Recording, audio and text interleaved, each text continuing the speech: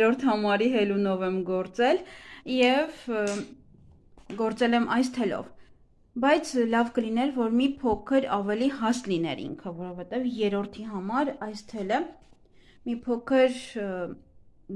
արդեն ես թույլ եմ գործել, նայեք հատիկները բավականին թույլ են,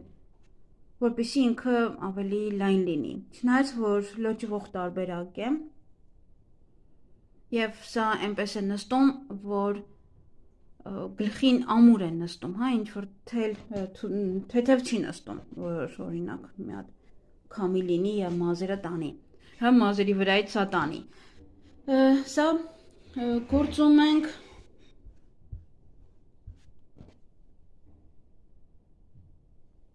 այստեղից, սկիզբը սկսում ենք այստեղից,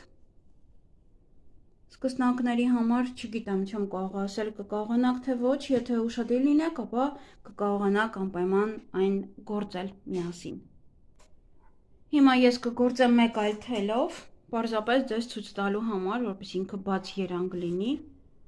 ուրիշ չունեմ բաց երանգ, դա ուղղակի հիմա, ձեզ ցույց տալու համար է։ Եվ այստեղ ինքը բավականին հին թել է, տեսնենք որտեղ է գրված,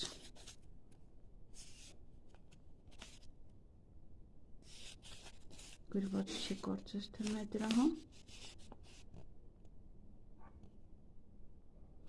50 գրամը 125 մետր, այստեղ ներքևում է գրած 50 գրամը 125 մետր, ինքը բավականին շատ քիչ թել է գնում, դրա համար հարկավոր չէ ինչ-որ մեծ թելեր գնել, բայց ովքեր որ գործելու են Հայաստանում կարող եք գործել յուրաքանչյուր այդ ամիգուրումի հետ կապված տիկնիկների